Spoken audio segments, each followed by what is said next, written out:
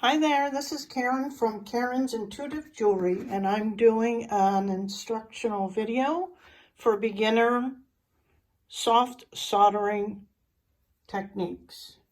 First thing I'd like to say is grab some kind of mask if you like. This is an N95. I also use a little fan that will draw the fumes away. Sorry about that. I am using a Weller 100. These are my go-to solders right now. I'd like to try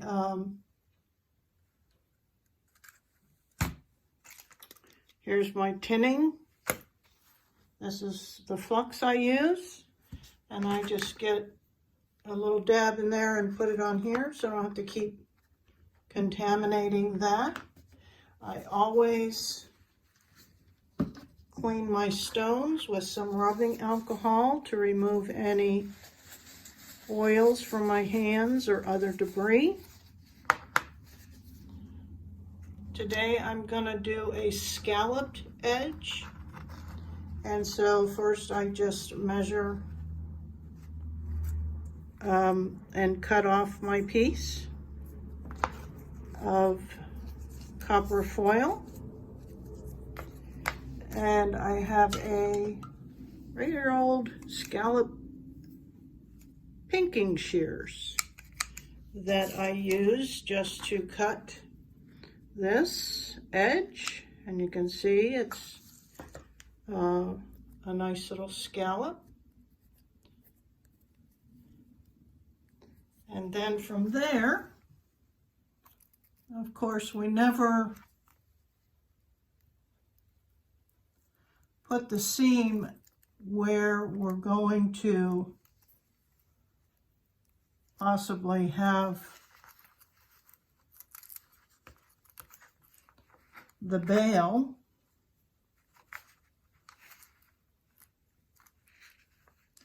So I usually use one of the sides.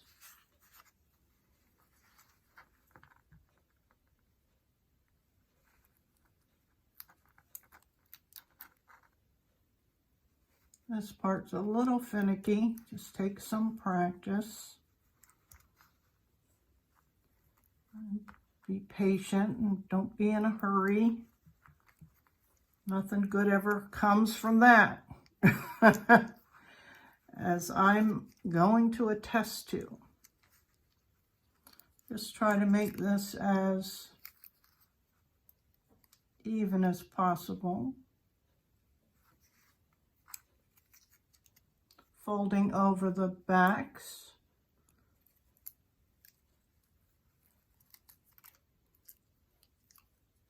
As I go.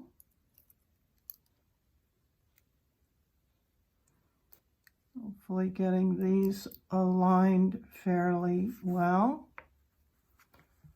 And then I can push them down on the back, on the front,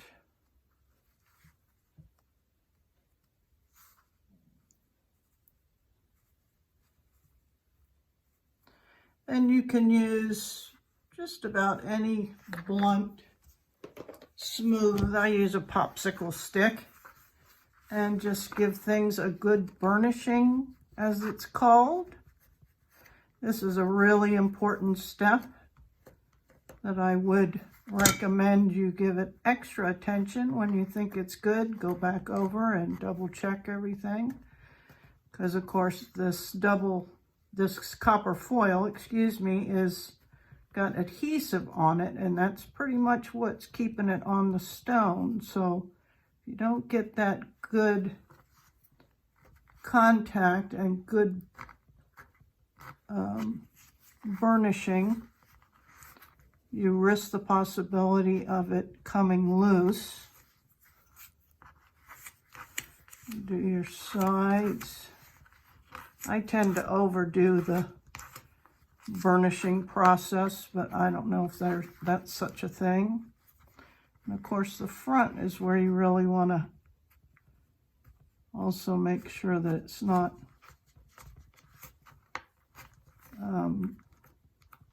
not burnished well or torn or whatever, because this will be the side that people will see.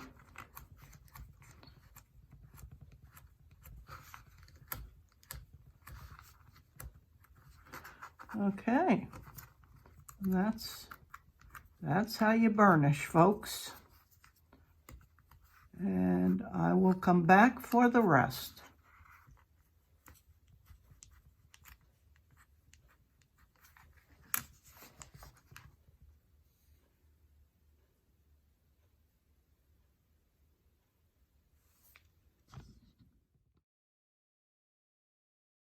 Going to finish this up, see how it turns out. So I have my soldering iron, a Weller 100, on about 690 or so. And the tip I'm using is a chisel tip, but it's not the largest one and not the smallest one. It's kind of a medium, but still has that angulation. So I'm also going to, as I pointed out before, I get a little bit of the Flux and just put it on the lid so I don't keep cross-contaminating the actual container of Flux. And then I give a good amount, front, sides, back. Can't worry about being too messy on this part because you want enough Flux, but have plenty of paper towels available for wiping your hands and whatnot. Okay, so we're going to pull out some solder, and this is the solder I'm currently using, which I like just fine. I would eventually like to try silver gleam, but I haven't done that yet. So we're going to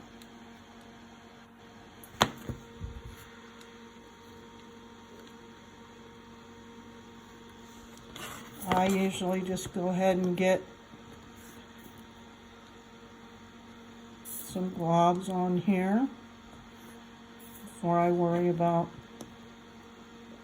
smoothing things out. Then you can go ahead and it's not about touching so much as it's just about heating it and getting it on there. You can always go back later.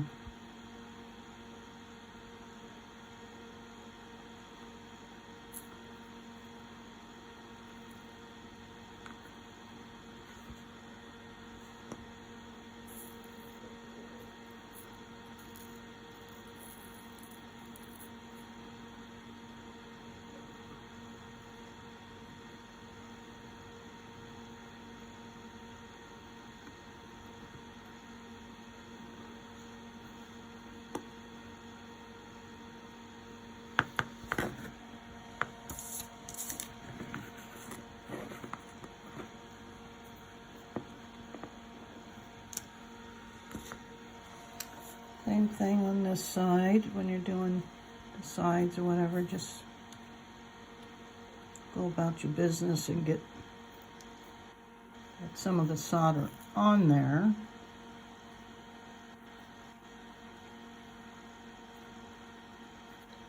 And I don't worry too much about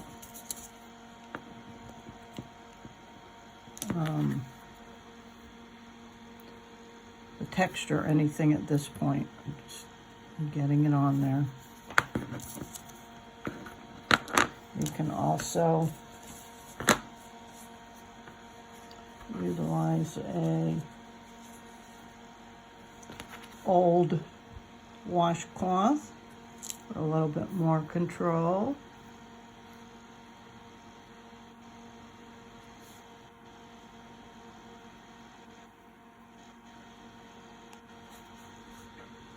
Let's try to remember it'll be hot. Don't burn yourself.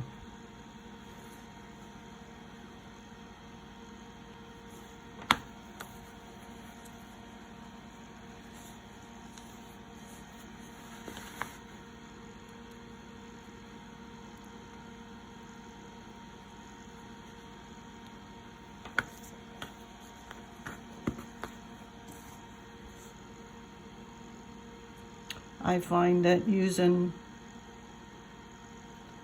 a washcloth keeps it from sliding around a lot and gives you a little bit better control. See how nice the solder goes on even with these scallops? The mistake I made early on was like trying to almost paint with it, and that's not how this works.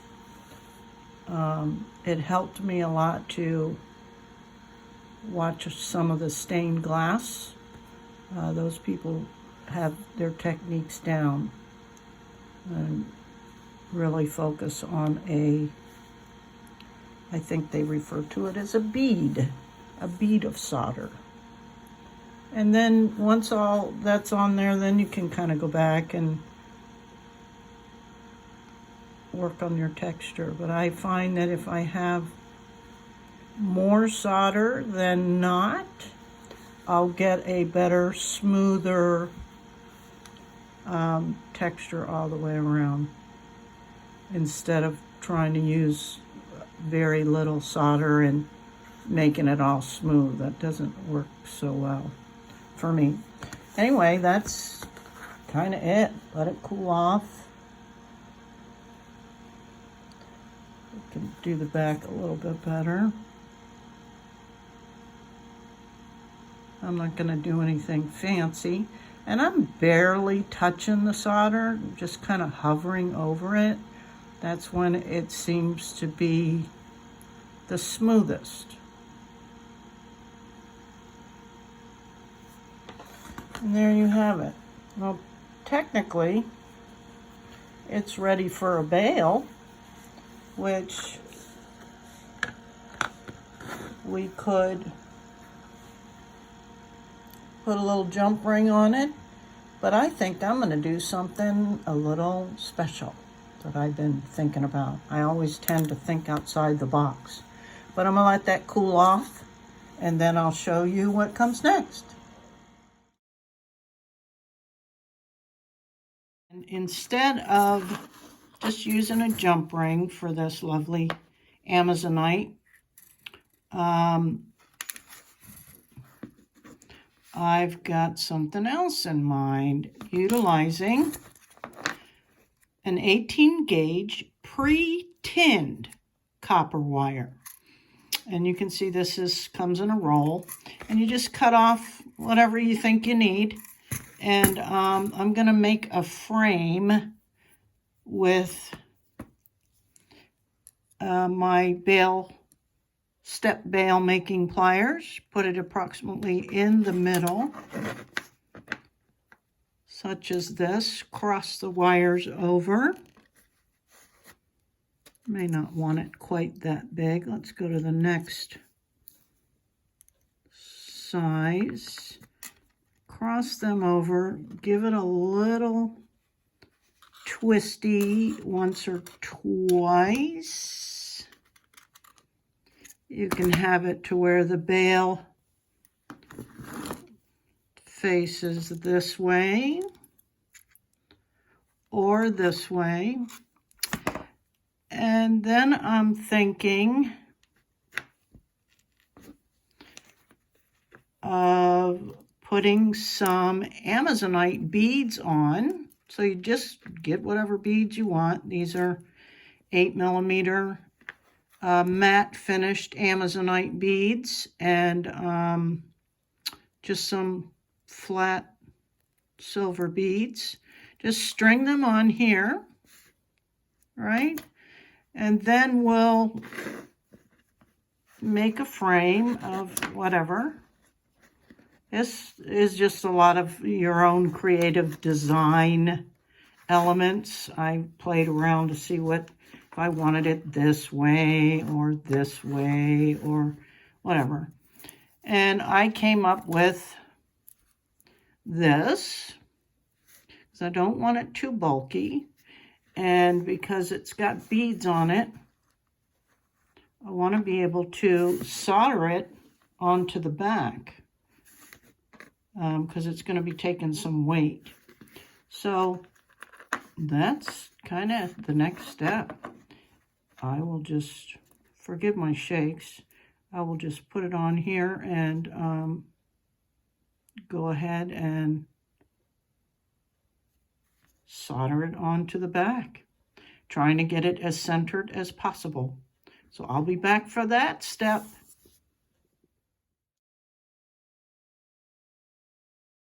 You can get all kinds of little, what they're called third hands. They're little devices to help you hold things. Basically what it is, a third hand. They come in all kinds of different things, and I'm going to use this one today. It's got less moving parts to it. So I just clip it in there. I'm going to take a little Flux that I have in my lid. I'm going to flux the areas that I'm going to be soldering this component onto. I'm also going to be fluxing this wire, because remember, you gotta have flux for the solder to flow. Then I'm going to position this on here as best I can. And I'm going to put this washcloth over the piece as a way of, excuse my hand, and forgive me, as I'm new to this, but I'm going to use this washcloth to help me keep things in place. Get a little bit of solder now on my soldering iron. Just drop a little bit on there. That'll keep it in place, hopefully. Get a little bit more.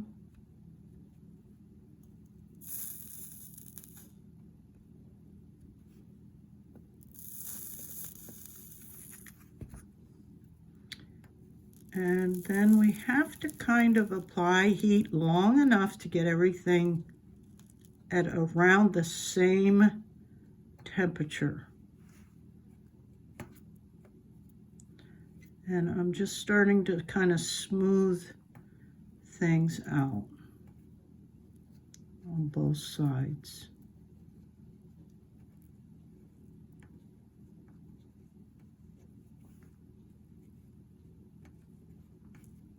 To get a little bit more. And drop it right in there in the middle and see if I can get some of that down in there to where it's not just a big glob. Because this is the back of it, which will lay up against your neck.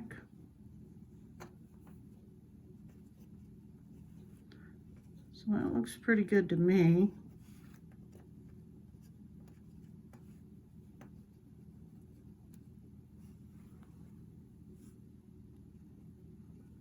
For first go around.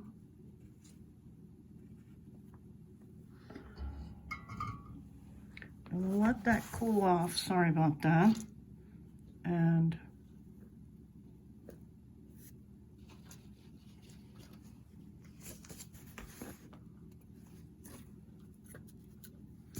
let's see, that looks pretty good. Let's flip that puppy over, and yeah, nothing wrong with that. And of course, the way we wash it is with just some like Dawn dish soap, a little like scrub brush. I use a toothbrush. I think it's a Denture brush actually, in soap and water and just give it a good scrub to get all that greasy flux over, and you're done. So I'll go do that and come back.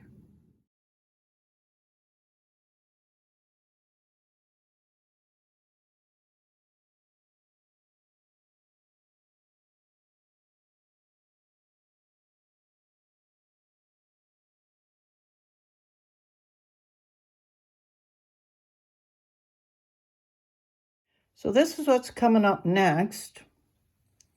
I pre-foiled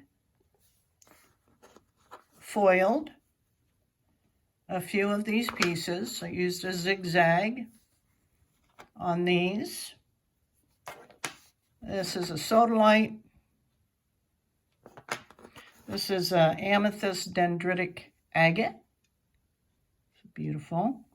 And this is an apatite or apatite. And I used a scalloped edge on this. And then here's 3 little moonstones, one of my favorites. Aren't they lovely? So pretty. And they just give everything they come in touch with something special. Just fabulous. So we're going to play on our next video. Stay tuned.